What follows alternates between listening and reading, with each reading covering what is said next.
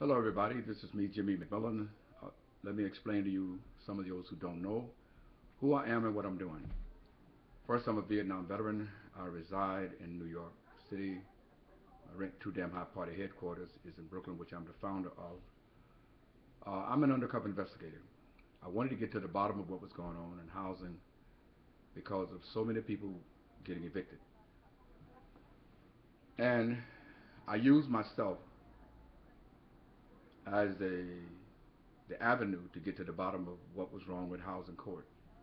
And I caught him. I got exactly what is wrong with housing court. The landlord sent me an eviction notice that my lease was up in April of 2011, which my lease was up in May. He told me by May to move out, that I was no longer wanted. So he tried to get me out. He bought the building in 2006. He took me to court in 2008 and tried to make bogus claims that I owed this in rent that was not true. So he tried again in 2011. Philip had filed a petition with the court with another attorney.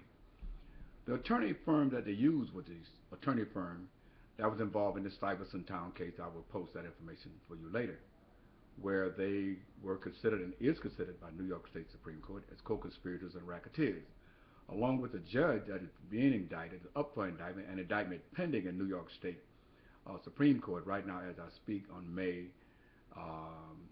June 5th, 2013. That's today's date. The name is Judge Lau.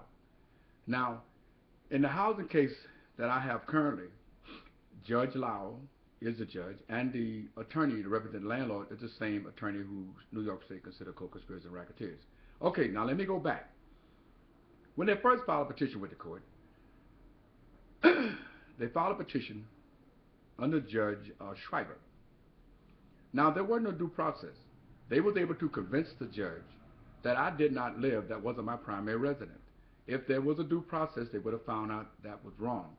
The case would have been thrown out, and I would have been able to file against them harassment charges that lead up to it's a Class E felony, and they would have been charged $5,000 or $10,000 for every violation of harassment they imposed upon me.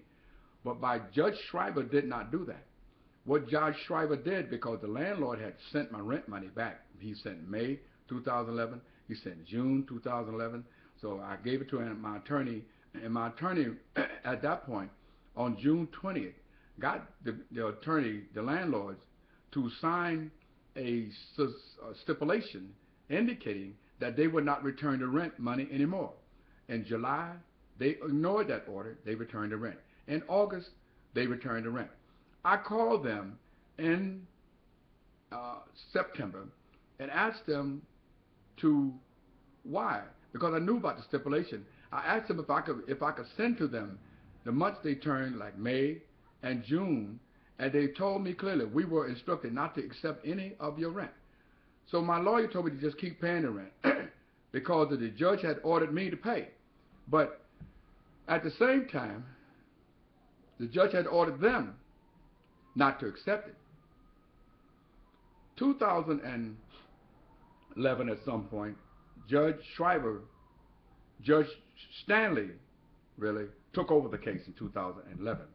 In November of 2011, Judge Stanley told me before the court, overlooking the violations that the landlord, the plaintiff had violated the stipulation, which should have been held in contempt of court, allowed the case to continue on. But by that time, Judge Stanley had ordered that if I did not comply with the discovery, the same as Judge Schreiber did, that I could be facing eviction. Now, I will still continue to force to comply with discovery, even though the landlord violated the stipulation, which should have been held in contempt, as I said. Judge Stanley allowed that process to go on, and Judge Stanley warned me more than once if I didn't comply that I would be evicted. And Judge Stanley took out succession rights because my son was holding it down at 107 St. Mark's Place while his father did. I ran for president in 2012. Now, through 2012, there was nothing. I was never brought to court for non-payment of rent because the rent was being paid. I was never received a bill from the landlord because I sent the rent in every month. Now, this is the entrapment that every tenant is going through, that I knew that I had them, and I know what is going on with the entire process of New York State Housing Code, the New York State Unified Court System. The New York Bar Association should have barred Judge Lau and should have disbar every judge in New York City Housing Code, as well as barring the attorneys who are considered co-conspirators and racketeers. To my understanding, they was handed a 10-count conviction by a federal jury that found them guilty of mortgage fraud. But back to the case, my case, Judge Lau took the case over in January of 2013. And in February of 2013, she issued an order to pay $18,000 in back rent. And I would never summons for that. I was summoned for primary residence. So the case took a twist. So I didn't owe any rent money, and I told the court that. So the judge issued another order on March 7th to pay $18,000 in back rent. They call it occupancy arrears. Well, my attorney argued me to pay it. I told my attorney that I grabbed at the moment that my attorney didn't fully understand what was going on, how the process went, that because they defied the contempt order, the court order, the occupancy arrears apply to tenants who failed to pay their rent. My case was not occupancy arrears. It was a case where the landlord returned the rent. So I did and was not going to pay. I sent it to him. What he did with it was none of my responsibility.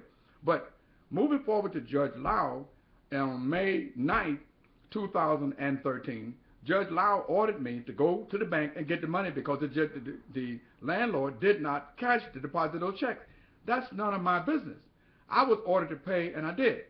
This is how the entrapment process goes. The case is up to be heard. Judge Lau told me I'm to be stricken if I don't pay $18,000. Now, the money was never an issue. This is not why I was issued a summons. It's being issued a summons to come to court. It's like a warrant. Going a warrant to come to my house with something else and they get something else, you can't do that. So Judge Lau ordered me to pay that, ordered me to go to the bank, get the check, and bring the money to the bank to pay it. Money talks, she said, and it's the numbers. But overlooked what the defendant has done. The plaintiff has been able, the attorney for the plaintiff has been able to persuade every judge in this court to give them what they wanted. From the petition to issue an Article 31 signed by Judge Schreiber, and with no due process. If there was a due process, this would have never been issued. Article 31 was issued under Judge Schreiber, which should have never been issued. The case should have been dismissed from the very beginning, because the due process would have known that this is my resident.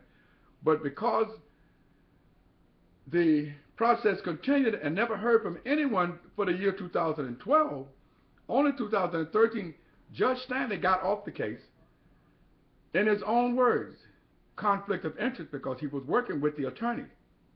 Now, I argued the case should be dismissed in its entirety.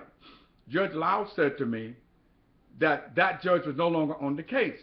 I was supposed to be such a stupid American not to know the judge might have not been on the case, but the case is still the case. So I had to take the humiliation and the embarrassment in housing court by a judge who, because she's a judge, she want to be smarter than me. I'm not an American citizen, what I mean. I'm supposed to be stupid and don't know my constitutional right. I listened to her say that, and I knew right away that I had a fight on my hand. My lawyer got off the case because my lawyer didn't want to lose. He could not understand my fight and fighting for tenants. And I accepted him getting off the case, which he may come back, because I wanted to go through what the people were going through so I could be able to help represent the people much more than what I were, and I got it. As an undercover investigator, there's no reason for me to look any further than what I have. The judges and the landlords, lawyers, are working together. Why? Because the judges rely on the attorneys who sit on the judiciary bench to appoint them for re-election. In other words, the lawyers sit on the judiciary bench to appoint every judge in New York City Housing Court to their position. That is why you cannot win in New York City Housing Court, Brooklyn, Bronx, Staten Island, Manhattan, and Queens. And this is what it is. No matter who could say what. There's nothing wrong with anything else. Nothing wrong with nothing. You hear a lot of things about housing, a lot of things. It's all the judges and the attorneys that work for the landlord. They control this system, and we're going to take that control out of their hands and disbar the judges and disbar the attorneys and work on getting them disbarred so that we can get the city back on the right track. I don't care what anyone else say. There is nothing else wrong with this city other than the judges and the attorneys are working together to get the judges reelected to these benches. The judges do what these attorneys tell them to do. Due process is being denied to you, and that's the bottom line. Once again, this is Jimmy McMillan, the founder of the Rent Too Damn High Party, and I'm coming to shut it down. It's time to ring some bells. Peace.